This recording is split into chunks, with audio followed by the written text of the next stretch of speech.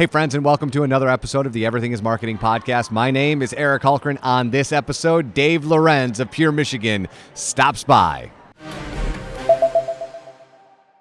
And our guest on this episode of the podcast, as we continue to broadcast live from ESTO 2022, Dave Lorenz of Pure Michigan. How are you? I am really happy. We're almost done with the conference. These are one of these things. It's kind of like having your adult son come to the house like we do every so often. You just can't wait for him to get here, and you just can't wait for him to leave.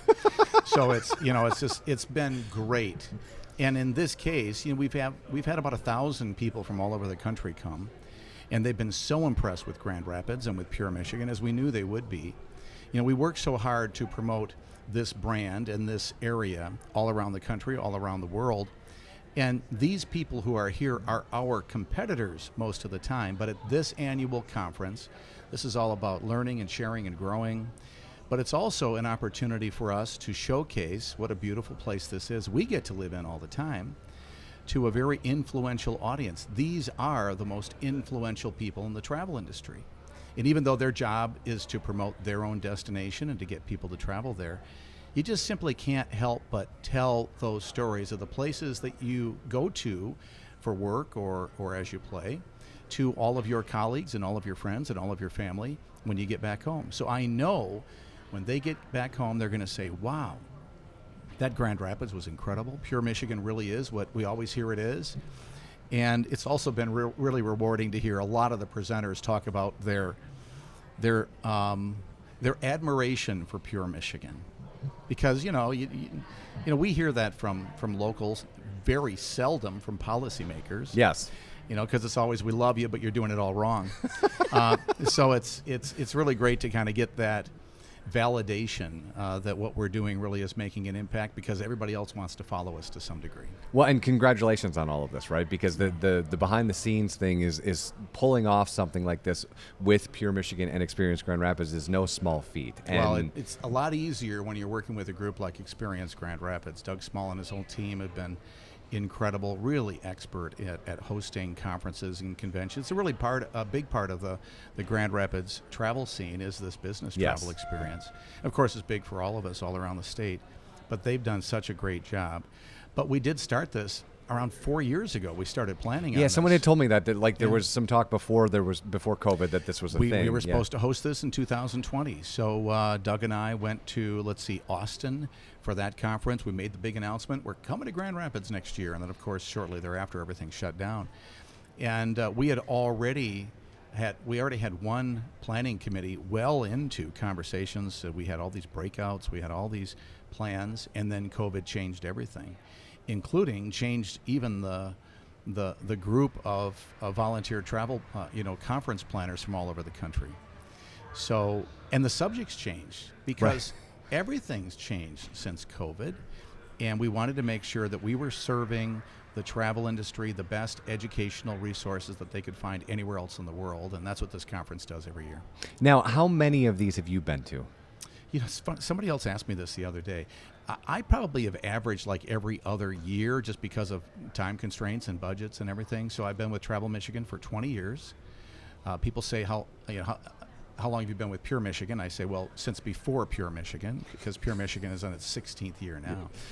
So probably about 10 times. So for you, and I had a similar question to, like a Tim High who does a bunch of these things. Like when you go to something like this, obviously you are here because it's in Michigan and there's that part of it. But like, curious, Dave Lorenz, what do you look for in this conference and what do you get out of it? Like tomorrow when you head back to the office, what energy are you bringing into your staff? It's all about ideas. It's about sharing. And that's the thing about this.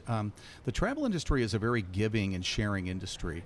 And we fight like cats and dogs for the traveler and for that travel economy because that's our job. But kind of behind the scenes, we get better by making each other better. It's the most collaborative industry I've ever seen in all the various things I've done in my career path, which has been really strange and circuitous and such. But this is an industry that showcases what they do when we proudly, in all of these sessions, there's somebody saying, well, this is how we handle marketing. This is how we handle public relations or advocacy or whatever it is. And then they give us the whole playbook. And we do the same thing. And because we're hosting here, I'm about to speak again. I think I've been on 4 panels or moderated here and there. Right. I think I had like 6 speaking opportunities. But people do look to Pure Michigan as a leader in the industry, and it's a great honor, but an obligation to share the things that we learn along the way, so others can kind of follow that to some degree. And then we, of course, learn a lot from them. And by doing that, we make the entire travel industry in America better. And together, we help fuel the entire American economy, because travel and tourism, if you look at it as what it is, this huge kind of like herding cat, industry of industries, it's one of the biggest industries in the world. And I know it's hard to envision that for the average person who's not in this industry, because most people don't know that it's more than golf courses and ski resorts. It's more than hotels and restaurants. It's everything a person might do in any travel occasion. Now, we measure them for any travel occasion over 50 miles as a travel occasion. But you think about it, you go to a Tigers game here in Michigan. You might, go out to dinner before that. Maybe you'll go to one of the cultural attractions. Maybe you go for a bike ride down to Windercut, or maybe you go to the Eastern Market if you were in Detroit. All those things, they're all part of the travel experience. And there are many people whose job it is to make that experience really special for you. So we're one of the biggest employers in the world, the travel and tourism industry. And we are that industry that is not just a check-the-box DEI conversation. We've been for years saying, and we're trying to make a really big effort now, but for years we've been saying, listen, travel truly is fatal to bigotry, prejudice, and narrow-mindedness, as Mark Twain once said. Travel brings us together and allows us to get into various communities where people seem to be different, and then through that travel experience, you get to know that in the most essential ways, we're all the same. Yeah. And we all want a better life for our kids and grandkids. So the more travel we do, the more times that we intentionally go to places where people seem to be different, we will better experience the fact that we might live different lives, but no matter what our color or our race or our financial position or our ability levels, we're all the same, and we're all equal in that we are human beings that want to have a better life. And that is the essential peacemaker, the travel industry.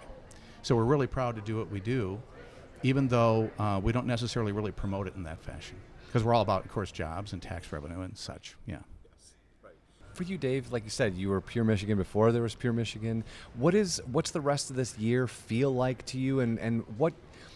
And I know I'm asking you to be a little bit Nostradamus, but like, what does 2023 seem like at this point? Because that we've heard this the entire conference, that's the litmus test. How does this balance out when you have access to all of the planet, right? Mm-hmm. What goes up, what goes down? Yeah. In your mind, what is this year looking like for the remainder of the year, and what do you see next year? Of course, the first word I always say with that is depends. Sure, it depends. But I'll tell you what I think will happen. We still are going to have this inflation issue. That's going to go on in different forms for a while. We also have all these political challenges. We're going to be in a big political year before you know it. So all these things drive stress and friction, and it causes people to be a bit anxious and maybe not as free with spending as we would like them to be.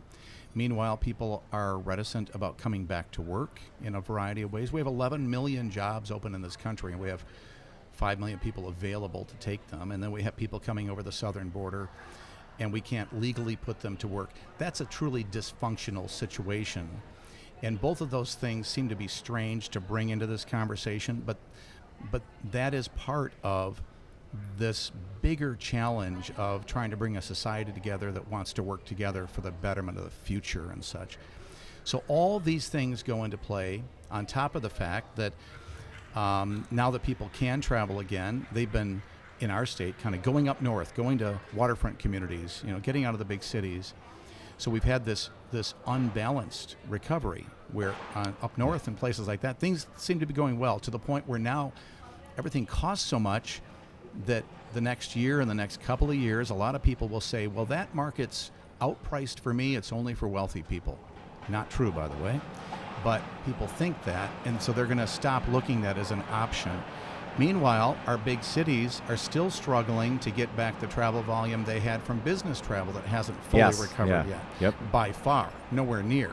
And that's why it's really important for us to do things like this, to be able to host as many conferences as we can, to get people traveling for leisure and for business. And if all that happens, we'll get back to those 2019 levels, which were record levels at the time, but it's still going to be a bit out of balance. So I think it's going to be 2025 until we have all the domestic travel numbers back in order, plus the international market, which is incredibly important to us, and we were doing so well with. Canada, of course, is huge. But our number one overseas market prior to COVID was China. And China has disappeared and will not be around for quite some time. Right. So we've got to fill all these gaps. So it's a huge puzzle where we have some of those pieces coming into play, but we're still completely at a loss for even knowing where those pieces are right now that still need to fill those gaps. You know, one of the things that's fascinating about your job is, I've heard you kind of talk about this, at least in smaller circles and not necessarily on a podcast, but when you lay it out like this, your job is one part spy novel, one part choose your own adventure, and one part celebration of, the outdoors and things to do in the state that you're in. So on a day-to-day basis, how do you approach that problem, right? Because you just named 10 of the most difficult things happening on a global scale that you have to contend with, and everybody else here has to contend with, that the average traveler is totally unaware of. So for you, what's your day-to-day like trying to manage that and look into the future and go, 25 seems like the thing, because I've done, to your point, I put the puzzle together and it looks like 2025. So what's your day-to-day like? It's even more complicated than what it seems, because we also have all those other challenges and struggles that everybody else has with life after COVID in this endemic period. There's a lot of issues that we still have to deal with in kind of coming back together and getting to feel comfortable being back together and all that. That happens with our staff as well. So all these things happen. But we basically prioritize the things that we think need to happen for us to get back on track, and then click them off one at a time. And then, of course, as you deal with issues like, let's say, accessibility. This has been an issue for ours, that we've been trying to become the most accessible state in the country for years. And that effort was slowed down by COVID. But I think it's so important for us to think about the disabled community, that this will continue to be a high priority for us, if for no other reason that more and more people are self-identifying as being disabled as we get older. I myself, bad knee, having little problems get around sometimes. Or I had a major concussion, so I have problems coming up with words every so often, and that causes some issues. So that's one of our priority items. So we click that off as we continue to work on it. The whole conversation about DEI, as we now call it. We are intentionally encouraging people to go to places where people might look different, and saying, listen, let's just be blunt about this. Let's not just check the box. Yeah. So that conversation needs to continue, and then we need to marketing and in other ways, through marketing and other ways, get people to do these things, because that will help to solve some other bigger issues societally and for our industry. So just one thing at a time, one day at a time, and try to keep the team together, keep them motivated, bring others in, our champions out there, the destination marketing organizations, our general residents in the state, trying to involve them and get them to understand the important role they play as ambassadors for the state. And then, of course, policymakers, all that communication of, you can't do any of this unless you have appropriate budget. So it is a balancing act. It's you're always juggling while you're on a skateboard. And I'm not very good with skateboards, but I've learned to juggle. And so we keep on moving forward. Is there something on that long Pure Michigan checklist that you're most excited about? There's so many things, but I think I would say in what we now describe as DEI, because I know we've been talking about this and trying to get there for years on this conversation, and for a long time it's always uncomfortable to talk about racial relations, but so we've been kind of subtly saying, well, why don't you go to places like Detroit, my West Michigan white friends. Well, we can't say it that way. Well, now I am, because I've gotten to the point in my life and my career where, if I offend some people, if I, get kicked out, it's too important for us that it's not that I don't care, I care so much that we need to be direct about it. And that's what I'm most excited about is I've been very direct this last year, just saying, let's stop just talking about this. Let's do something. Let's really do it. So let's go out there and let's challenge each other to break through these barriers of our mind and our expectations and our perceptions and discover other places and other people. And if we're really lucky, maybe discover ourselves. And to my shock, nobody's complaining yet.